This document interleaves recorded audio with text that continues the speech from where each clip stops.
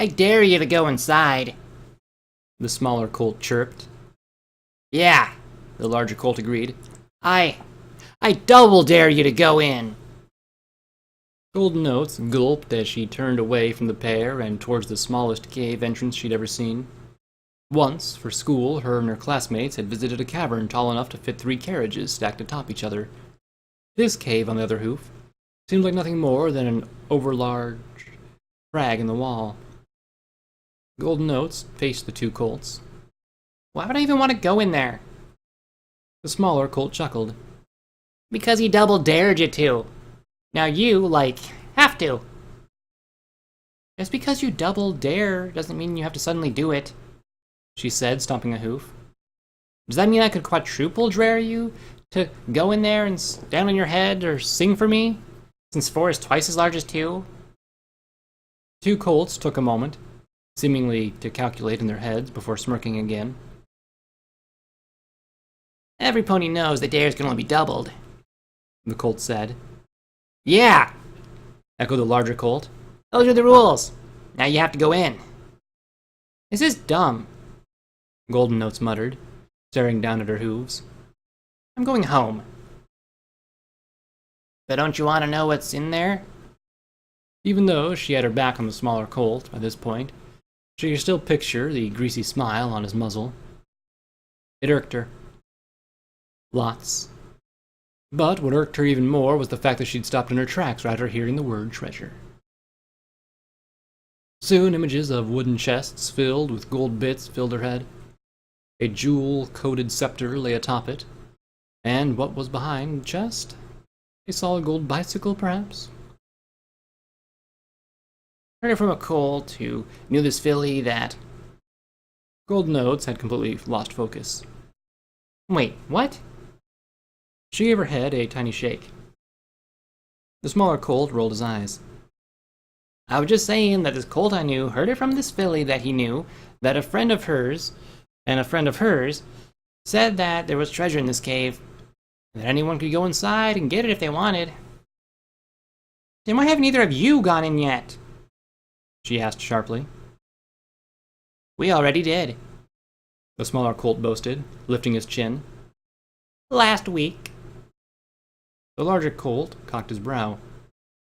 We did? In return, the smaller colt kicked him in the shins. Yes, remember? The larger colt winced. Oh, yeah, I remember. Yep, totally. If the colt's terrible back-and-forth routine wasn't enough evidence of the lie, the fact that the larger colt wouldn't have made it past the cave entrance sealed it. Now, Golden Oats was curious if she could make it through. She knelt down to the narrow opening. It was smooth and diamond-shaped, and very, very dark inside. Hello, she called, receiving the faintest of echoes in return. She stuck her head inside and felt the tip of her horn drape along the top. She lit her horn only with the only spell she knew at the time, a mass of energy hovering around the tip of her horn, not much brighter than a candle. Hello, she called again. She could almost imagine her words bouncing from one smooth surface to the other. The walls were so clean-cut. But the next noise that left her mouth was that of a shriek. One of the colts outside had given her a hard shove and pushed her the rest of the way through, the school bag on her back and all.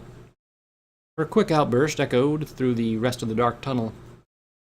You jerks! She yelled, picking herself up and facing them through the opening. That hurt! The colts' faces looked much brighter than before, now that she stood in the dim of the cave and they remained out in the warm afternoon sun. A cool chill crept up her spine. Just trying to help, the smaller colt said with a snort. Anyways, try and stay away from the cave bug while you're in there. Golden Oats gulped. The what? The cave bug, he repeated. Don't go near it. Couldn't I just step on it? She asked curiously. Or roll it up in a tissue if I wanted to? It's a big bug. The colt's eyes widened as he said the word big, as if telling some ghost story to a hushed audience. Yeah, the larger colt agreed. Super big. Some kid in Canterlot said he found a giant bug under his bed last month. Gave him a bunch of bits to go back to sleep or something. Now I know you're lying, Golden Oats exclaimed. There's no treasure in here. McColt shrugged. But what if I'm actually telling you the truth? Timidly, Golden Oats faced the remainder of the tunnel behind her. It couldn't go on forever, could it? Will you at least wait for me? She asked, remaining focused on the darkness ahead of her. Until I get back? Sure, we'll stick around. The Colt paused, eyeballing his friend. I have to help him find that yearbook he lost anyways. Golden Oats let out a breath and took a step further into the cave. She repeated the process, once more and again. She was about to ask another question of the Colts outside, but could barely hear them arguing. Are you sure you lost it out here? Positive. Then, where is it? I don't know. It was in my bag last time I had it. Maybe it fell out. Fell out where? How would I know? A few meters inside the cave, most of its creepy atmosphere had been cleanly swept aside. As far as Golden Oats knew, most caves had various tunnels or winding paths to them. Odd-shaped rocks, stalactites, stalagmites, too. The cave that she was in now? None of that. At one point, she took a right and found a path ended only 12 steps later. The same for when she took a random left and found the end of the path in less than 6 paces. The only point of interest was when Golden Oats had to crawl on her belly to slide under and around a rock jutting out from the ceiling. Afterwards, she had to nab her school bag off the ground and drag it back to her. And just like that, Golden Oats reached the end of the cave. Just how long had she been marching alone in the dark? Felt like mere moments. 3, tops. Her shoulders slumped and she sighed. All this way for nothing, she muttered to herself miserably, glancing around the small area. She half expected the 2 colts from school to hurriedly jump out from behind a rock to try and scare her. One of them dressed as a big, nasty bug, perhaps? But no. She found there was no surprise laying in wait in the back of the cave for her at all. No treasure either. Only a dumb stone wall, she spat, shoving her hoof against the cool rock surface. She gasped as it easily pushed inward, creating another small hole to enter, flickers of red light dancing around its edges. Tentatively, Golden Oats stuck her head inside, stopping the spell on her horn. Instantly, she wanted to gasp again, so she held a hoof against her mouth to stifle it. The very last room inside the cave was a whole lot bigger than the rest. Round and tall, the tips of its ceiling remaining in shadows. Countless stacks of books circled the room, piled atop each other until they toppled over. Most texts looked beyond repair, tattered and torn, and even wet. Taped on the walls were dozens of large pictures, crude and childlike. Markers, paint, pencil and ink. A small fire burned on the floor as well, away from anything that might catch fire. It must have been magically made, too, as no trail of smoke drifted up from it. From the room's small doorway, Golden Oats counted 4 mismatched rugs and 1 immense wooden desk at the very center of it all. 2 of its legs had been broken and replaced by thick stacks of books. 1 chair sat in front of it, another behind. And in the desk sat... Miss Cheerilee? Golden Oats chirped, forgetting she was trying to be quiet at the time. It took Miss Cheerilee an awful long time to set the book and her hooves down. She kept glancing from its pages down to Golden Oats. She smiled, not showing her teeth. Her eyes remained half-lidded, and not as expressive as usual. Maybe due to the dim light of the room. Golden Oats! Cheerilee greeted warmly. How nice to see you again. But, Golden Oats was truly at a loss for words. What are you doing down here, Miss Cheerilee? Weren't you just at the school? You only dismissed us a few minutes ago. It doesn't take that long to get here, Cheerilee replied, her small smile never departing from her lips. If you know the right way in. She motioned to the chair in front of the desk. Come, have a seat. Golden Notes did as she was told, clambering into a chair that felt as if it might fall to pieces at any moment. She knew the whole situation was strange. Beyond that, actually. But having Miss Cheerily as her teacher over the last few years basically meant that if she asked something of you, you usually did it. Do you live here? She asked her timidly. Like, in here? Cheerily laughed. Not the same bubbly laugh that Golden Notes had grown accustomed to. Oh no. I'll only be here for a short time, I think. So you have a normal house? Like most ponies? That question gave Cheerily pause. I used to, yes. But I'm sure I'll find a permanent place soon. Now, in a higher position on her chair, Golden Notes was able to make out the book Cheerily had been glancing at before. It was their school's yearbook, left open on a particular page. Another yearbook lay underneath that one, from a school Golden Notes had heard of but never been to before. Have you finished your coloring project yet? Cheerily asked her cheerfully. Golden Notes' face flushed. No. She grabbed at her school bag and pulled out a half-finished drawing. I've only done the background and outline, really. I thought we had till Friday to hand it in. Cheerily nabbed the drawing from her suddenly, bringing it close to her face. Her smile widened until dimples appeared. That's correct. I was only curious how you were coming along. A few students have already submitted them, you see.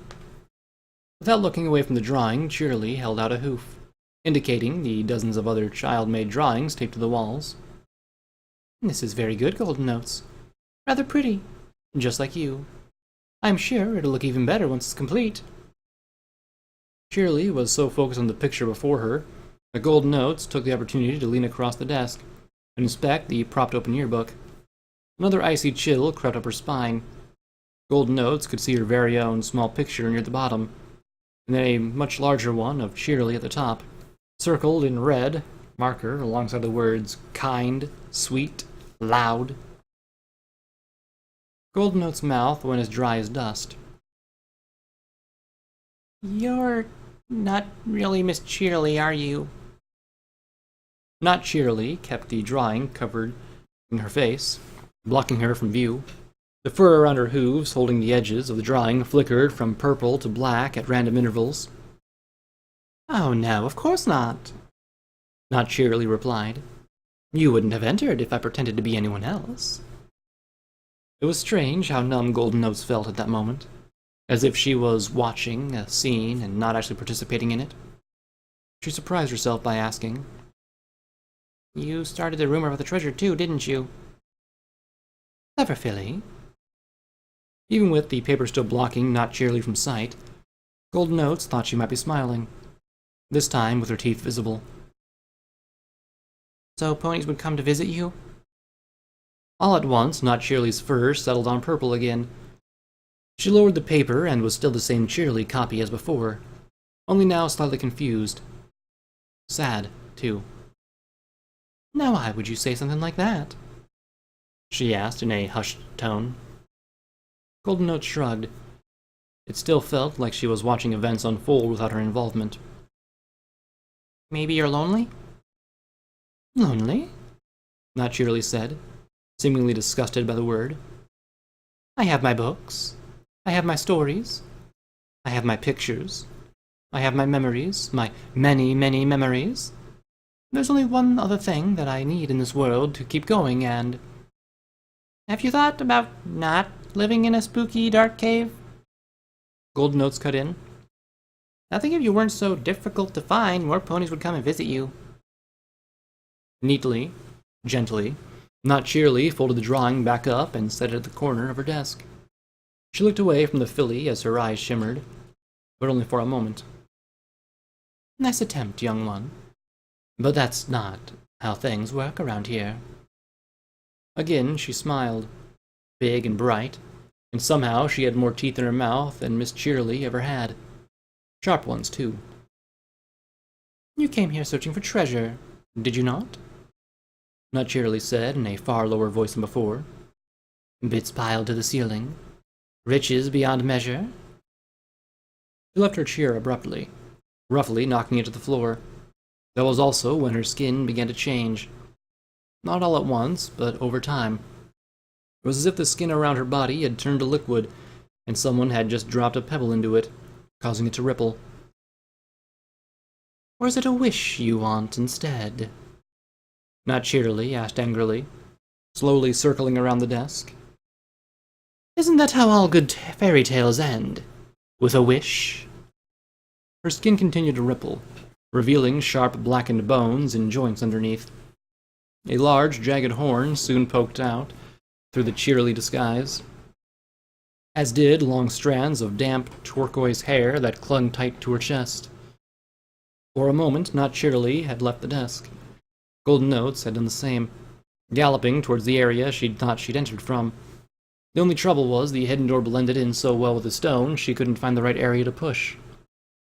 Terrified, she shoved at all the stones she could reach. Stupid rock! Move! Her frantic search for the hidden door came to an abrupt halt, as she felt warm breath atop her head. Turning around, she kept her back pressed tight against the stone. Not Cheerily smiled down at her. Now, what is your wish, little mare? Golden Note's jaw trembled.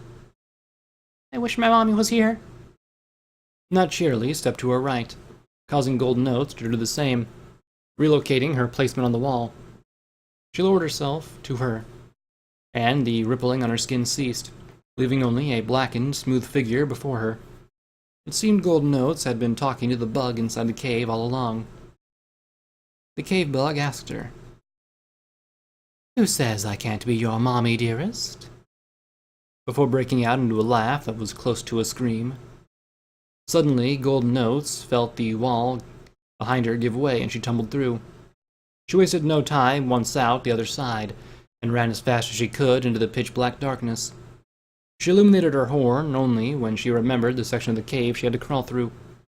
Good thing, too, as it appeared only a few seconds after she cast the spell. Once she reached the cave entrance, she shot through the small hole like a champagne cork. They didn't bother looking back. She must have been over 10 meters away when she realized neither of her schoolmates had waited for her. Which was fine, because... Mommy!